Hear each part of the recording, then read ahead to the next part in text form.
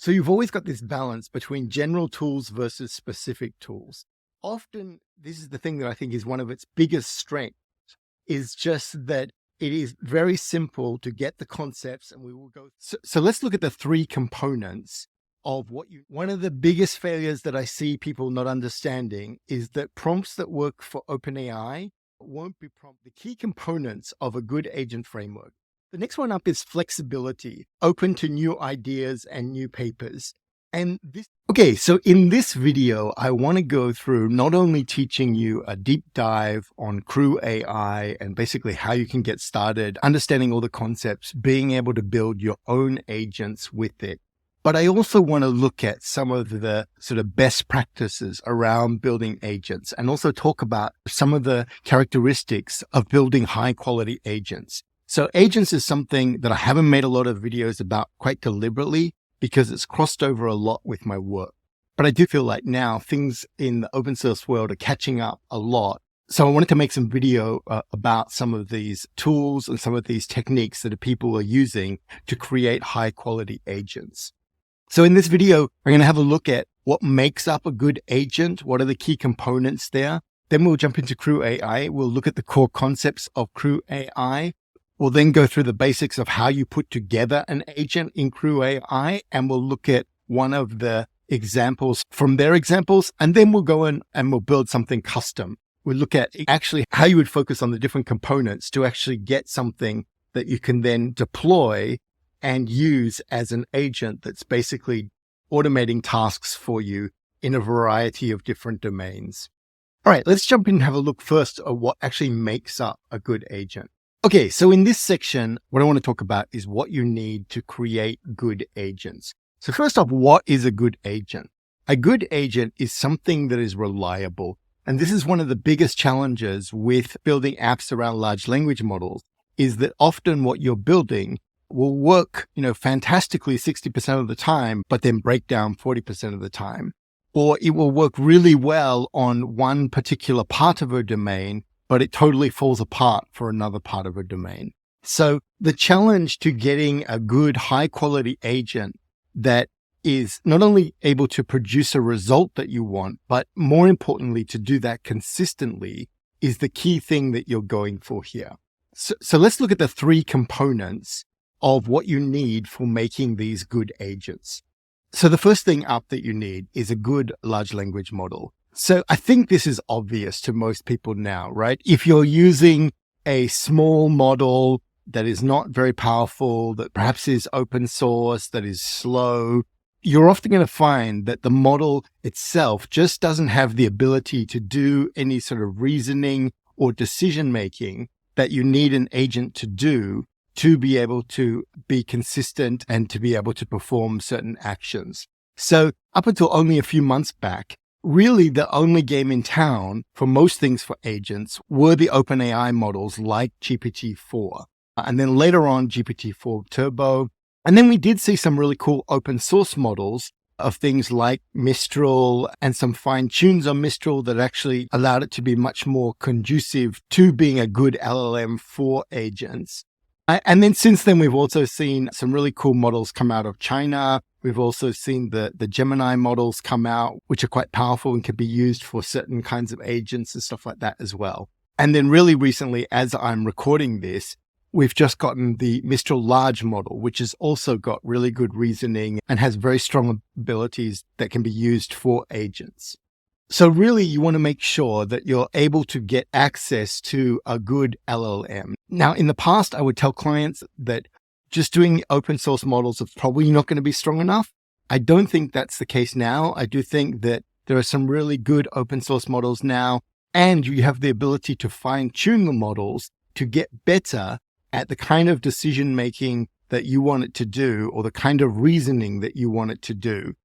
And there are lots of helpful frameworks for doing those kinds of things. Now, with things like function calling from OpenAI and coming to a lot of other language models as well, with open source libraries like Instructor, with tools like some of the various guardrails and stuff, all of these are starting to make it so that you can make use of both proprietary LLMs, but also some of the open source LLMs too. And I think that the open source LLMs are only going to get stronger from here. So this is going to be a really cool thing to see. All right. The second thing that you need for making good agents are good tools.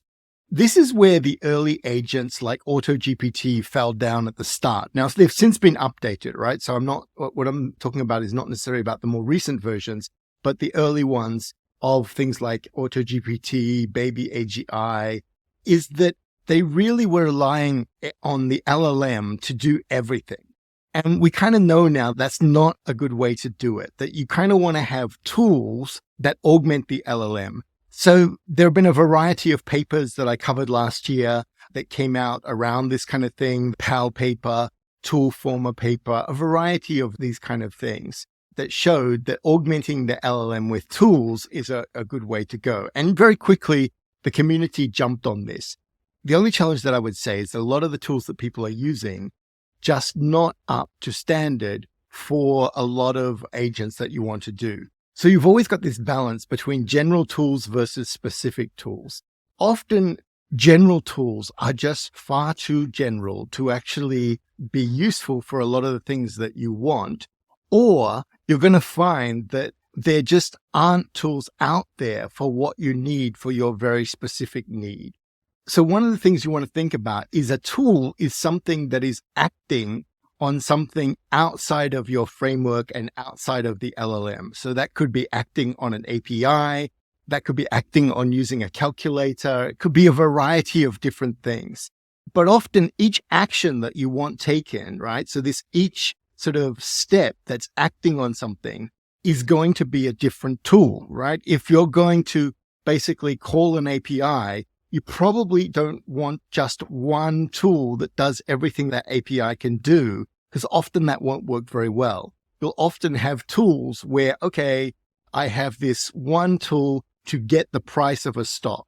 I have this one tool to calculate the percentage change over a period of time. For those of you who saw some of the early vids that I made on function calling, that's exactly the examples that I was showing you there. And then also in those examples, I had another tool that compared multiple stocks so that you would then basically be able to take in arguments of multiple stocks, compare them over a time frame, all these sorts of things. Now, one of the things that I see people make the mistake far too often is that they just don't have the tools that are needed or the tools that are actually going to be able to be a good fit for this particular application.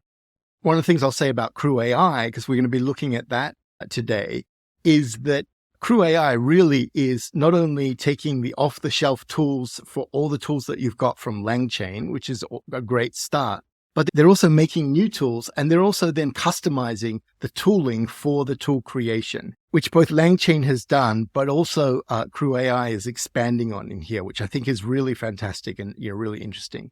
Okay, this brings me to our third point around good agents, is you need a good agent framework. So what actually is a good agent framework and what does it do? Obviously, I would say that I wouldn't be making this video if I didn't think that CrewAI fitted into a lot of these things here. But there are now a lot of agent frameworks out there, and a lot have come and a lot have gone also. And I will make some videos going forward. I will make some videos about some of the other frameworks as well. I've already made videos about things like LangGraph and how it works and what you can do with it and stuff like that here. Okay, the key components of a good agent framework. So first off, I would say that obviously it's going to handle a lot of the low-level calls for you. So both the calls to the LLM, how to handle those when you're getting them back, whether that's going to be function calling, whether that's going to be React prompting, whether that's going to be plan and execute kind of style things, and also calls to the tools. So you need to basically have calls to tools that you can then take the response from the tool. And sometimes the response may be a bad response, right? You might try and do a search and there's nothing found. You might try and ping an API and you get a 404 message, something like that. So your framework needs to be able to handle not only the calls to these tools, but also the responses back from these tools, and then be able to reformat them in a way to send back to a large language model or to another tool as you're going through this. So the next component that sort of adds to all of this is that you need to have good prompts in the framework, ideally, or be able to add them that match the LLM that you're using. One of the biggest failures that I see people not understanding is that prompts that work for OpenAI won't be prompts that work well for Gemini, and vice versa. So getting the right prompts that match the right LLM is a crucial thing. We've seen some really interesting developments with the Mistral large model, in that one of the key things that they're focused on is sort of this ability to use precise prompting. And I do find that to be one of the really interesting things. The more that I play with that model, is that it's got some really good abilities to take instructions and then operate on those instructions and not deviate as much. And that's kind of what we want. All right, next up, we need to have great tools. So I've talked about this already in the section about tools. The challenge with tools is that you can write external ones, but you will still need to be able to access them via the agent framework. And often, if the agent framework has a good way of creating tools itself that is useful, that can be extremely helpful in helping you to basically sketch out your agents much quicker, try them out, see where they fall down, see what tools you need to add to, see what responses back you need to be formatted differently, all those kinds of things. So CrewAI definitely has an advantage here in that it's basically benefited from all the tools that LangChain had already, and it's working on adding some of its own tools to going through this.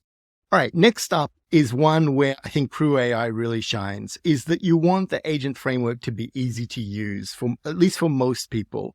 As much as I like LangGraph, I see that for a lot of developers, they find it very hard to be able to get their head around some of the concepts, knowing actually how to string things together.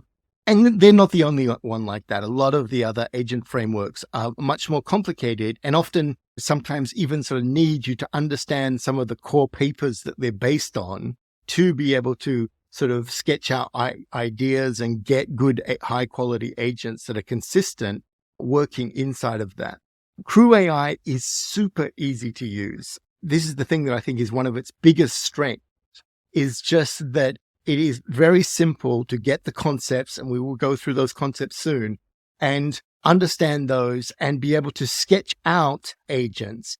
And one of the things that for me, which is a really sort of cool thing, is that you find yourself in other locations where you're not in front of your computer starting to think about, now, if I wanted to build this kind of bot, I would need this kind of agent, I would need this kind of task, I would probably have the tasks using this kind of hierarchical process. And you can then start thinking about things which allow you to basically sketch out ideas quite quickly and then get them into code where you can actually try them out really well as well. So I think CrewAI definitely is a big winner on the whole easy to use criteria. The next one up is flexibility, open to new ideas and new papers. And this is one of the challenges that I think all the frameworks face, is that so much of this research is coming out at lightning speed, and people are coming up with new ideas for doing memory. People are coming up with new ideas for formatting programs and all these sorts of things. We think of the Voyager paper. We think of the generative agents paper. We think of some of the more recent papers that have looked at some of this, things like self-discover, things like prompt reader, all these sort of ideas making their way into agents. So you want some kind of system, both in how it's architected and also how you use it yourself, to have that flexibility to update things. And then finally, you want a good system to be able to do tracing and logging. Definitely LangChain has got an advantage, I think, in this, of having Langsmith and having all the tooling around Langsmith that really is nice to be able to see your tracing, to be able to see what's going on, to be able to see what tools are getting called, to be able to see what the results back from those tools are, that kind of thing. So anyway, this hopefully gives you some understanding of what you need to actually make good agents. And now I think let's jump into actually looking at some of the core components in CrewAI and how you can put all these together. Okay, so let's have a general overview of CrewAI. So basically, CrewAI is what allows you to build these agent automations. It works on a concept of that you're creating kind of role-playing and persona-based agents. and they're going to then be assigned different tasks. They're going to be equipped with different tools, and then they're going to be asked to produce certain results using these tasks and tools as you go through it.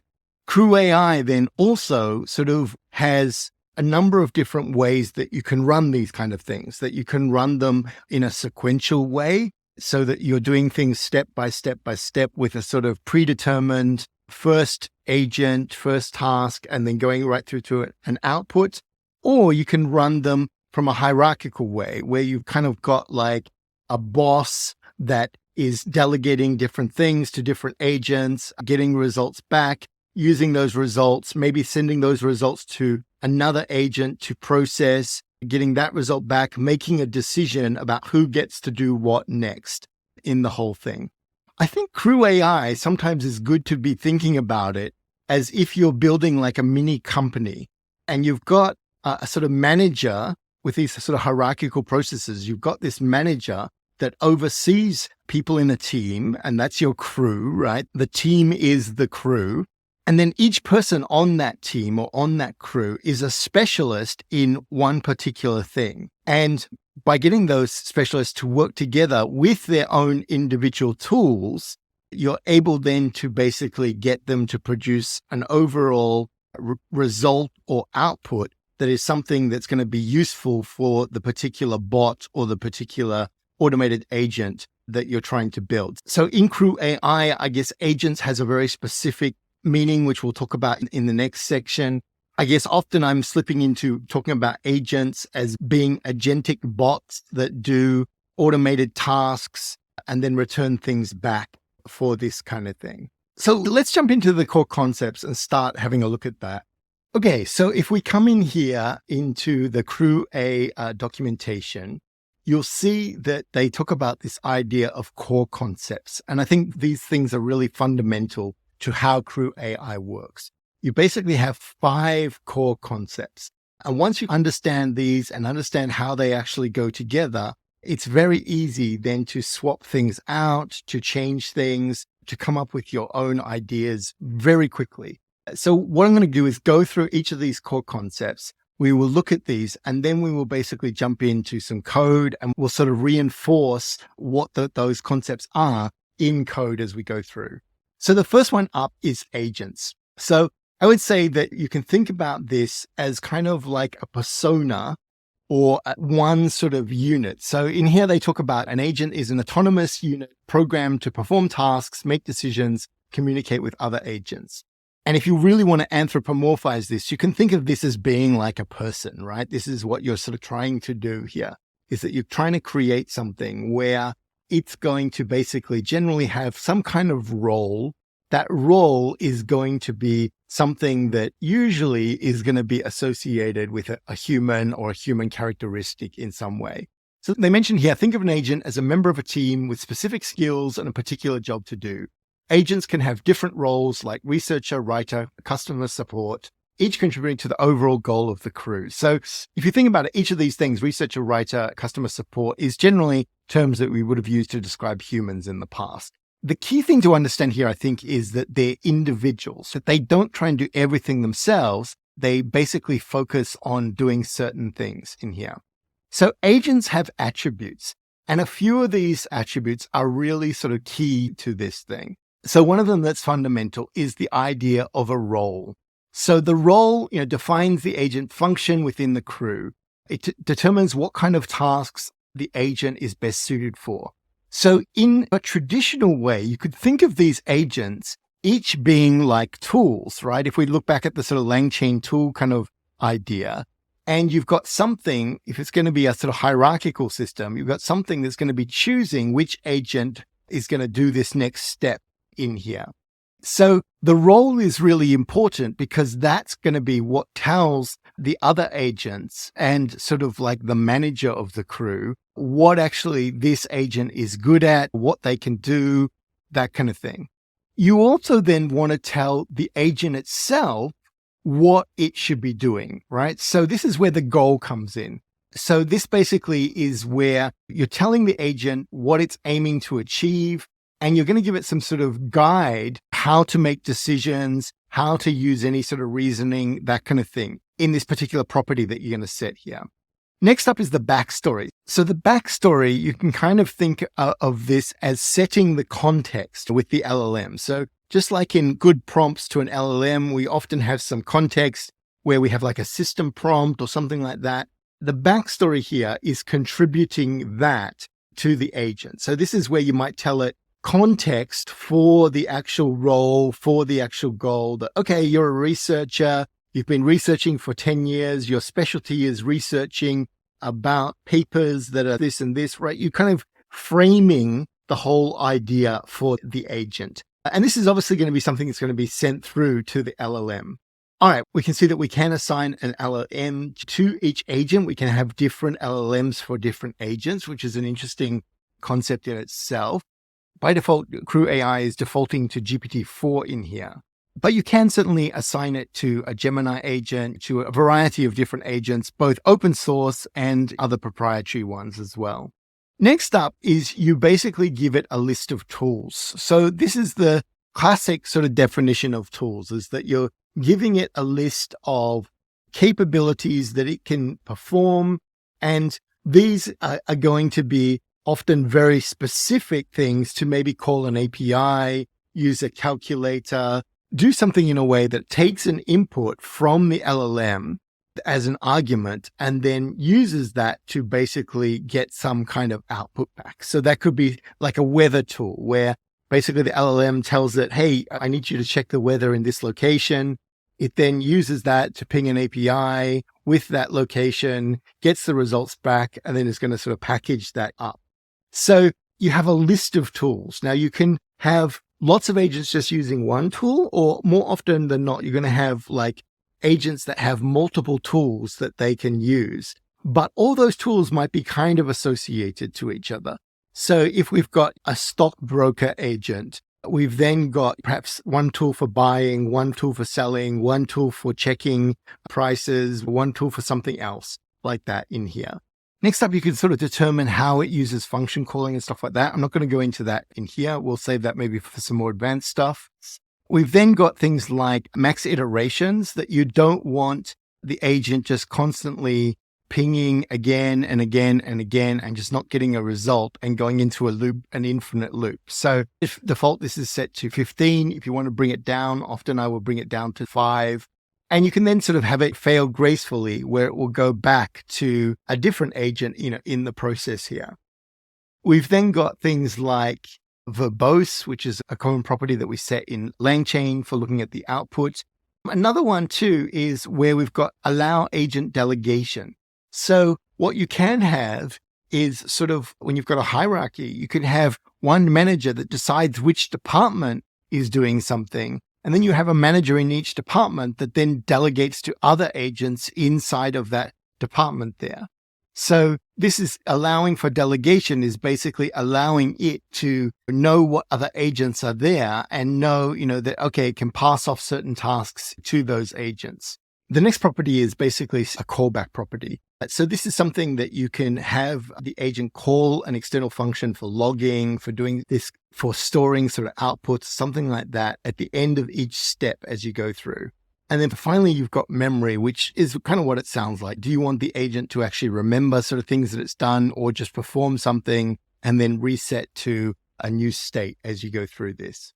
If you look in here for actually creating an agent, we can see that each of these properties is something that you can set. So you can see here that they've basically set a role of data analyst, a goal to extract actionable insights. Often that's going to be maybe a little bit too vague, I would say. Backstory, you're a data analyst at a large company. You're responsible for analyzing data and providing insights to businesses. You're currently working on a project to analyze the performance of our marketing campaigns. Okay, so this backstory is sort of pre-framing a lot of the things that's going to take in. Then we've got tools, and you can see we've got a list of tools going on in here. Now, they mentioned that it's optional. So if you're just using the LLM to do things and nothing else, then you don't need to pass this in. You pass in the LLM itself. If you don't, it will use GPT-4. And we can see the other properties that are set in there. So this is agents, right? This is the sort of fundamental building block that you use for creating your overall bot or your overall agentic solution to this in here. All right, so next up, we've got tasks. So you can think of what is a task, right? Okay, they refer to the tasks, individual assignments that agents complete. So you've got a agent, and then you're going to basically give it a specific task. The idea here is that the task encapsulates necessary information for the execution, including a description, an assigned agent, any sort of required tools, offering flexibility for various actions and complexity. All right, this is where I think it can get a little bit confusing in that you've got your agents already, and now you're basically going to give them tasks, and you're going to have this sort of list of tasks, perhaps, that then is going to be delegated out. Now, those tasks don't necessarily have to be in a sequential order. They could be something like a task that every time you get something in from this, you then have like a recursive improvement task that actually looks at the output and then critiques it and then improves it, that kind of thing, which I've done videos for in the past. All right, so it mentions here that tasks in CrewAI can be designed to require collaboration between agents. So for example, one agent might gather data while another one analyzes it. Generally, I would say this is the sort of way you want to go. You don't necessarily want one agent doing everything. You want to sort of break things up into sort of core responsibilities so that then you can debug much easier as to which part of this is not working and what do you need to change in the prompts, what do you need to change in the role, in the description, in the task, that kind of thing there. All right, so let's look at the task attributes. Again, we've got this sort of idea of a description. So a description is a clear, concise statement of what the task entails. This is so that the language model can basically use this in a similar sort of way that it uses the tools. It needs to know what is this, what can it do, and what does it need to do here? How does it need to take this and use this? Optionally, you can specify which agent you want this to be used by. So you can sort of say, okay, this is the analysis task. Let's give this to just the data analysis per agent. Or you can actually leave it optional where the process of how it's going through is, and the agent above this is going to determine which agent to actually use for this. You've got things like tools and stuff like that. We've covered this already. You've then also got some really nice examples of things for outputs here. So you can put in things like expected output. So this is really nice for being able to put in some exemplars or some sort of few shot learning sort of things. So you're basically getting this clear and detailed definition of the expected output for the task.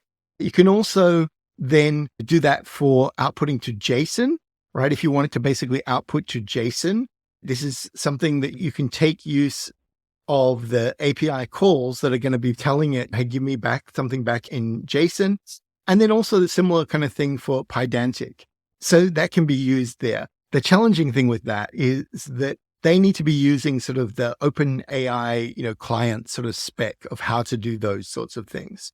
Another thing that you can pass in here is the whole context. So for example, if this particular task needs to wait on another task, you don't want them executing async where this is not getting the output from the previous task or something like that. So you can define that kind of thing in here so that the framework can then work out that, okay, this particular agent needs to wait for another particular agent to go through, etc. You'll see from this example here that often the task will be something really simple. Just have a description, and then maybe you pass in an agent. You can then basically do it with tools where you basically, here we've got the agent being created. We've got the tool of DuckDuckGo search. People ask me, why do I use DuckDuckGo search in my examples a lot? Basically because it doesn't need an API key. So you don't have to go and sign up for something. It's not that I think this is necessarily always the best search, although I think it is a pretty good search for a lot of things. It's just really easy for you to use out of the box. And my guess is that maybe this is also why CrewAI is using this in their example. We can see here, though, we've got this task, basically find and summarize the latest AI news, expected output, a bullet list summary of top 5 most important AI news. And then we're passing it into the research agent, and we're passing in this search tool that we've got here. So that's got all of it in there. ready to go. And this is, in some ways, this is a very simple kind of agent here, that from there, we've got a crew, which we'll talk about in a second, taking in the agent, taking in the task, setting up a verbosity level, and then basically kicking it off to get started in here. You can also do things like refer to other tasks. You can also set up asynchronous execution, callbacks, these sorts of things. I think we'll leave these to a more sort of advanced video of going into some of them. And I think that a lot of these things just make sense perfectly after you've built a few systems and you can see that, okay, yeah, this makes sense to do this. Okay, so let's move on to the next core concept of CrewAI. The next core concept is the concept of tools. So I've talked about this already in the video, but the tools are really what allow you to sort of act on something that is outside of the LLM. So that can be as simple as calling it an API or saving a file or loading a file, right through to really complicated sorts of tools as well. But the key thing here is that CrewAI actually benefits from sort of two sets of pre-made tools.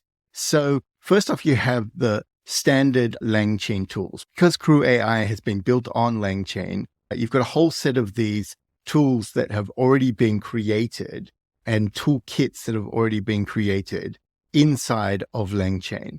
So this alone gives you a whole bunch of different tools that you can start to make use of and start to try out and stuff in here. On top of this, though, CrewAI has its own repo of tools. So this has got its own way for basically making customized tools, etc., and using a bunch of tools that they've made themselves. So if we look in here, we can see that the available CrewAI tools, there's a whole bunch of these are for things like RAG, for doing different kinds of things like a GitHub search tool, different kinds of search tools in general, but then also things for YouTube, for website scraping, for a whole bunch of these kind of things. And so a lot of these tools are kind of cool in that you can basically put some of these together. And in some ways, I guess they've been optimized for CrewAI rather than just being generic tools for LangChain. These have been optimized for basically using with the agents and with the systems and the processes that CrewAI is using. On top of using the LangChain tools or the CrewAI tools, you can, of course, make your own tools. Now, this is something that probably deserves a whole video just by itself as a tutorial for this. But really making your own tools is often going to be one of the key things that you want to do. And that's going to be for things like connecting to your own internal APIs or something like that, your own internal APIs for a product, for a service, through to having certain specific lookups in a database where perhaps you don't want to give an agent whole access to the database. You just want to give them certain lookups that they could do that you can run against those. But you can also then give yourself some more security of that the agent's not going to go and wipe your database. It's not going to go and have the ability to do a whole bunch of different things like that. So definitely making your own tools is something that you end up doing a lot. And that can be for really precise things like getting certain kinds of information through to writing things into something in a very specific way, saving files in a very specific way. Often these kind of things, you don't want to leave it to the LLM to try and work it out and maybe mess something up. You're better to sort of make it as a fixed thing that you just have an input to this function or this tool. It then executes something that is only allowed to do certain things, right? That's the whole sort of idea of having a lot of these tools. Anyway, they're using a sort of decorator approach for doing the tools. I think in many ways that's similar to what LangChain, they've just adopted sort of some of the ideas from LangChain in regards to this.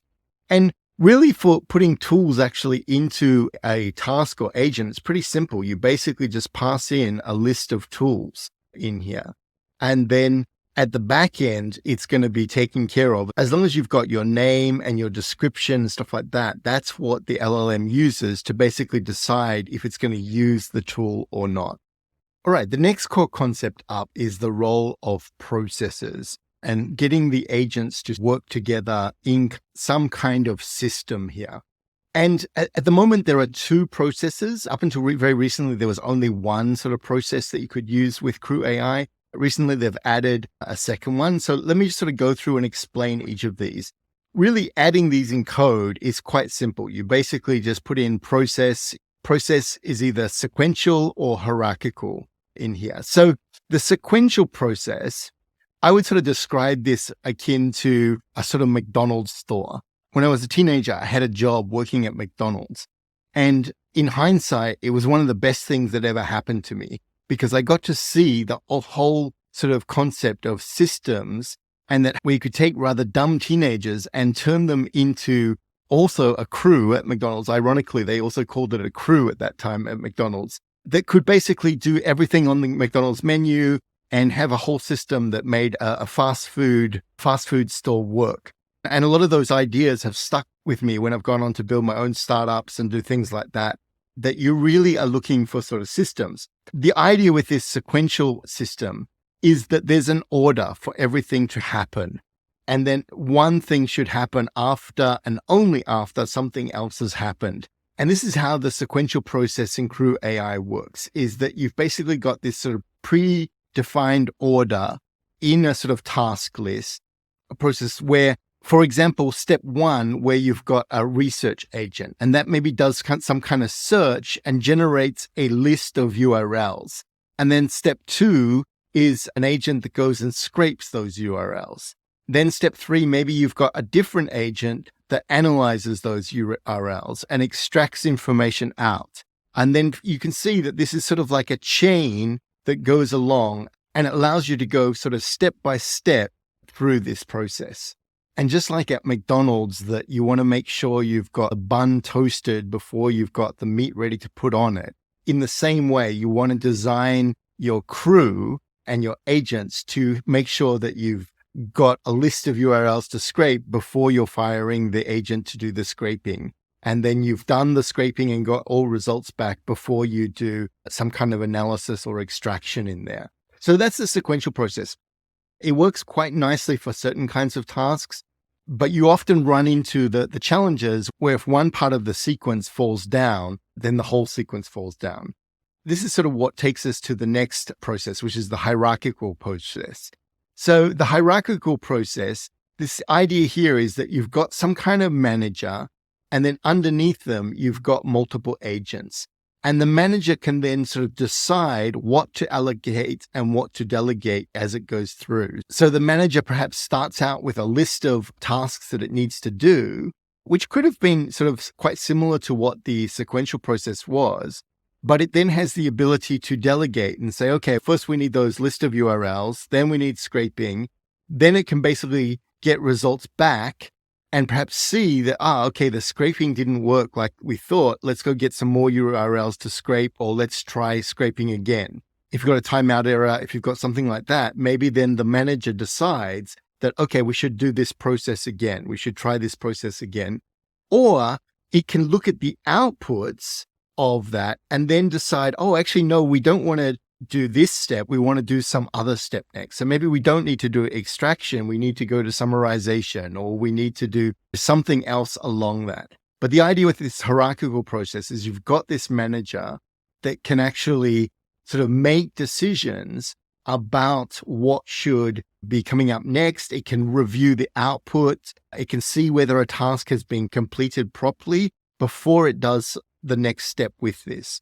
So most of the agents that I would generally make would use this hierarchical process. And this is one of the reasons why I've sort of resisted making actually a video about CrewAI until they had this, is that because it just really makes the whole thing a lot more powerful, a lot more productive in what you build. Now, there is a third sort of planned process called consensual process, which is kind of interesting in that it's more sort of where you have multiple managers or multiple decision makers, really perhaps not managers, but multiple decision makers that can kind of vote on something or come to some kind of consensus amongst themselves as to what should be the next thing. So that is also quite powerful. We've seen that used in other agents out there. And that allows you then to sort of like have a sort of board of directors where each director has a specialty that helps to make a decision or something like that. Now, you could build some things like that with the hierarchical process at the moment, but it's going to be very interesting to see like how this consensual process is going to work. I think that could be really useful going forward in the future. Okay, the last core concept is actually a rather simple one, and this is the idea of the crew itself. So we've talked about agents, we've talked about the tasks, which are going to be allocated to agents. We've talked about the tools that they will use. We've talked about the processes of how these whole things are going to go together, which brings us to the crew, right? So how do you actually put this together? So this is basically the sort of putting together of the whole agent or the whole bot. So if we're talking about, I guess we're talking about the word agents at two levels here. One being the individual things that are doing individual tasks, but then also a bot or an agent as a whole thing. In this way, the language that they use, I think, is really good here in that this is a crew. And a crew has multiple agents in it, and it has sets of different tasks that they're going to have to do.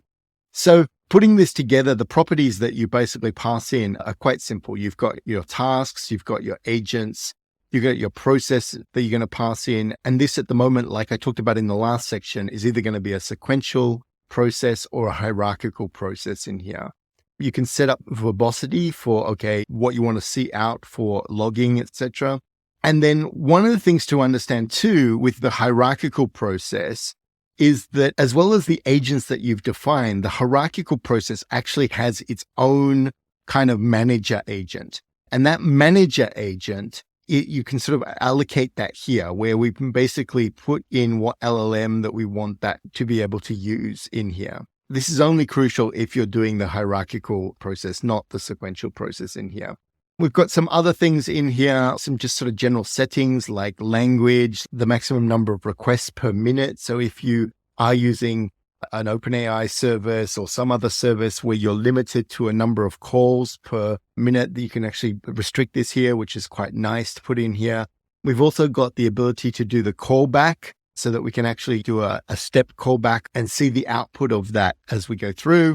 We can also set things like the final output, whether we want the crew should return the full output with all tasks outputs or just the finished final output as you go through this. And then finally, they've got some things in there whether you want to share the crew. So I guess this reports some things back so that they can get an idea of what people are using it for and that kind of thing. So you can see here as an example of assembling the crew, we've got a research agent, we've got a writer agent, we've got some tasks here.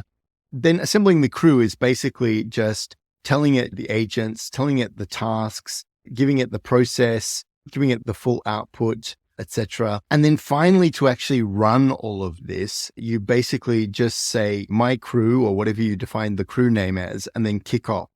And that will return a result. And you can just basically then print out the result for seeing that.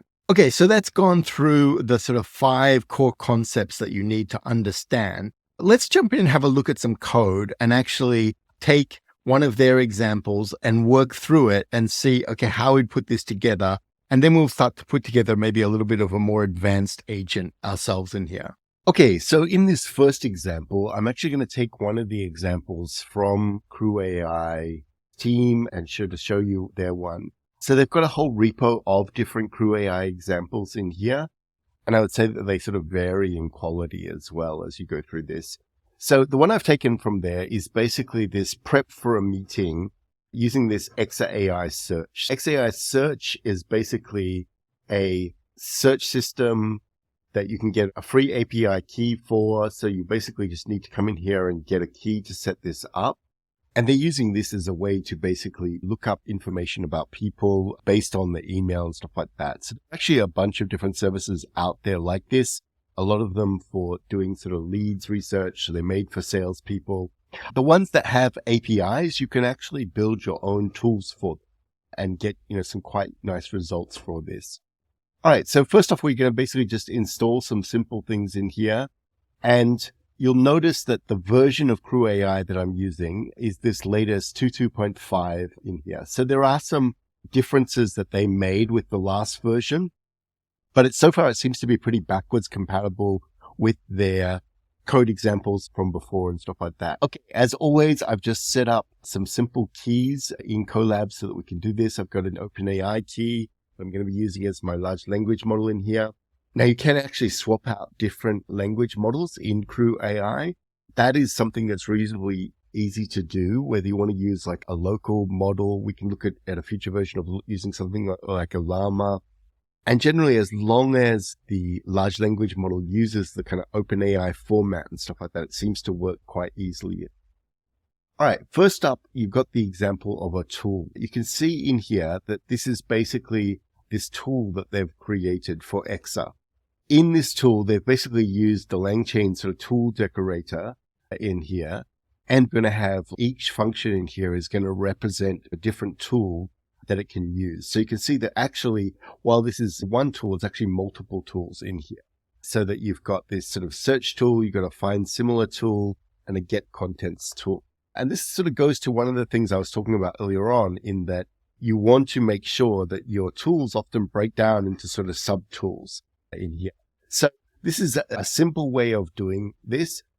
I could talk more in a future video about making your own custom tools. I actually find that the challenge here is you really want to be careful naming your tool and then describing your tool, because this is what's going to be given to the large language model.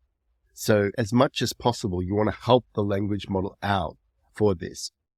So we can see that here, this tool is basically search for a web page based on a query. We've got a second one being search for web pages similar to a given URL in here. And then finally, we've got this sort of get the contents of a web page in here. This shows us, okay, what this tool can do. And if we actually come in and look at the CrewAI tools repo, we can see they've got a whole bunch of these different tools. And I would say that you're going to end up making your own library of tools. I certainly have a lot of tools that I've created for doing things like diffing a web page, differing different things to look at different things, different kinds of scraping, different kinds of searching and stuff like that, so that they're very specific to the particular use case that you want to use in here. And one of the things that I would say is that the challenge with this in here is that in some ways, these particular searches are quite simple, and that's what may cause problems. And that can often mean that you run into problems as you go through this. Okay, next up, we come to the actual agents in here, and we can see that we've got a number of different agents. Specifically, we've got 4 agents in here. Now, one of the common things that they do in the CrewAI examples is that they instantiate these agents inside a class. And what they actually do is have a function that will return the agent. If we look at this part here, though, we can see this is actually setting up the actual agent. So we can see that this first agent is basically a research specialist in here. Now, one of the key things is to understand is that you've got the role, which is sort of the title of the agent. So this is used, all of these bits that are strings in here are used to basically give the LLM context and understanding of what this specific agent can do and how it should be used going through this. So we can see that we've basically got this researcher agent here. We can see that the goal of this is to conduct thorough research on people and companies involved in the meeting. It's actually got the tools for doing this. And you can see that the backstory, which you can think of as like the context, is a key part of the context that we're going to be submitting in here. As a research specialist, your mission is to uncover detailed information, the individuals and entities participating in the meeting. Your insights will lay the groundwork for strategic meeting preparation. So one of the things that I've found is, especially if you're using a model with a long context window, often you want to really amplify the backstory of your agents and amplify the goal here, so that the language model has got a lot more context to draw on to be able to get the results out. Next up, we can see we've got one way that it's an industry analyst. So this is one of the sort of techniques that you'll often do, is have multiple agents that come at the same problem from a slightly different angle. This one is maybe not the research analyst, but this is an industry analyst, basically analyzing current industry trends, challenges, and opportunities.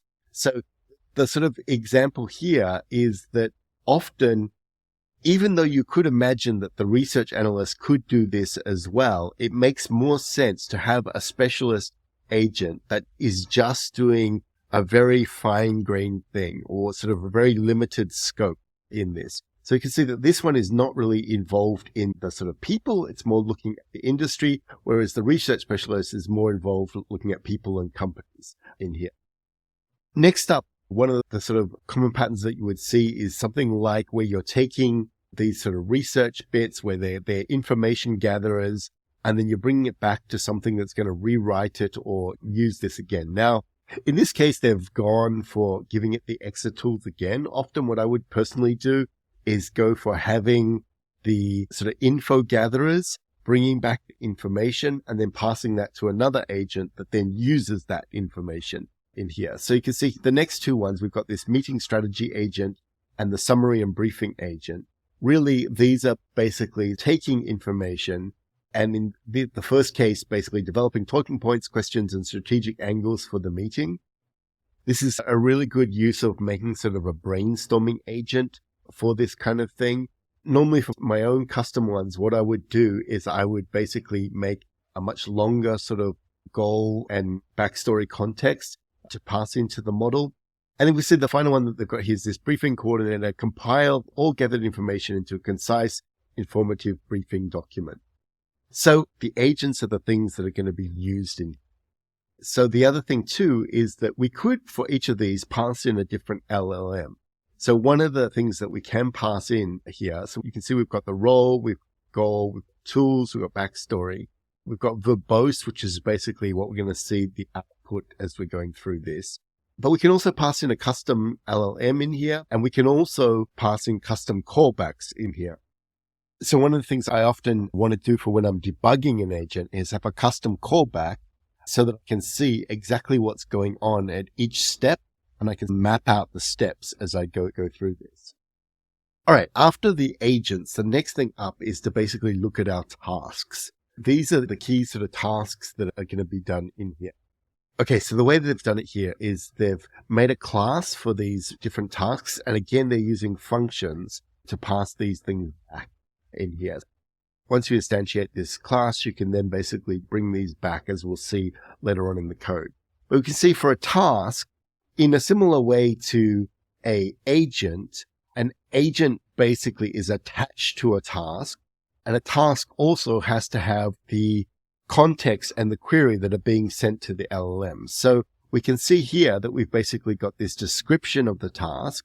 So in this case, this task is to conduct comprehensive research on each of the individuals and companies involved in the upcoming meeting, gather information on recent news, achievements, professional background, and any relevant business details. And then into this, we're going to pass in the participants and we're going to pass in the context for the meeting in there. So this is basically being populated by what we pass in here. So this is our context that's going to the LLM. The other thing that we also want to do is often give it some exemplars of what would the expected output be. So here we can see that we're telling it a description of the output. So this is not traditionally an example of an exemplar. An exemplar is where you actually would give different examples, but certainly can put that into expected outputs in. So we've got like a detailed report summarizing key findings about each participant, the company, highlighting information used relevant for the meeting. So the idea here is that the expected outputs were something that was added recently, I think. And I think it really is a big improvement to have this, that you can try to keep these things on point and focused on actually what they should be producing out in here. So you'll see that, okay, we've got that task. We've got the industry analysis task. Again, that's obviously going to be using the industry analysis agent. It's going to match this task here. And then we've got the last two tasks that sort of match the corresponding agents there as well. And in here, obviously, we're passing in the meeting context, the meeting objective for going through this. Now, what you'll do with this one is you'll basically instantiate everything. So you're instantiating the tasks, you're instantiating the agents in here. We set up some simple questions just to ask the user, okay, what emails are there? That's going to be saved as participants, and then the context and stuff in here. If in this particular case, I just passed in one email, you can actually use special functions on this to split things nicely and run other tasks before, because really what you're trying to do is generate the best context and query to pass it in this case to the tasks, which are then going to be used with the agents as you go through here. All right, we then basically instantiate each of the agents. So this is just taking out agents, running that function. Remember, that's going to return an agent back in here. So we've got our 4 agents being returned back here. And then the tasks, we're instantiating those, and we're passing in that information that we got above here, and just basically passing this back in as well. Now we're at the point where everything has been assembled in the actual prompts and stuff like that, and it's been assembled to use the different inputs that we've actually put into this as we go through. Next up is basically just to create the crew. So creating a crew is quite simple. You basically pass in your agents. In this case, these are the agents that we instantiated above. You pass in your tasks. These are the ones that we instantiated above here. The other thing that we could pass in is if we want to tell it the process for this, if we're doing a hierarchical process, we can actually specify a specific LLM to run this part as well. And that applies when you've got basically a hierarchical process, which we can look at in a different one of the agents as we go through. Next off, we can actually kick it off and we can see how it actually goes through. Now, I basically put in the information up here was that we're having a meeting with Jay-Z. The context is about creating a beats alternative, convince him to partner with us. So you can see that sure enough, it starts off by looking for detailed information about Jay-Z. In this particular case, there's obviously a lot of information out there. So it's able to find interesting bits of information about him and bring these back. You can see some really nice sort of things being brought back here. Then next up, it's doing the industry analysis and going through that and basically finding out different things to bring back there. You will find that if you're not careful, this is where I like to write my own debugging stuff, is because you will find certain things where you get something where it just gets errors using the particular tool. So in this case, it's gone for doing some really specific sort of searches and it's getting errors using back the tool in here. And this sort of goes to what I was saying, that if your tool does error, you want it to return back a error message that you can then pass back to the LLM. Now we can see that we've got a number of different errors there before it picks it up and basically decides to delegate this to the briefing coordinator. And you can see that here it's basically given the coworker briefing coordinator task, retrieve the contents of the article. I found some articles. It's basically passing this through as we go through. Now, I'll let you just go through some of what it's found. Some of what it's found is probably really relevant and some of it's not really relevant. One of the things often I would do is create another agent that just sorts what's relevant, what's not relevant for inputs. And another thing too is that you can often save these things to a disk and then have another agent that sort of just loads them to look at things. You kind of want to limit your calls to tools and limit your sort of use of APIs to just what's necessary in here.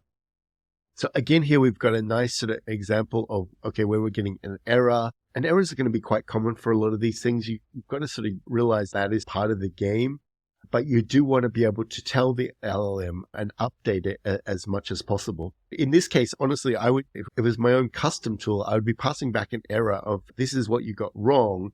And here's an example of how it would be getting it right, so that the LLM can then basically use this going forward. Finally, you can see that it's gone through a bunch of stuff. Let's look at the final sort of output.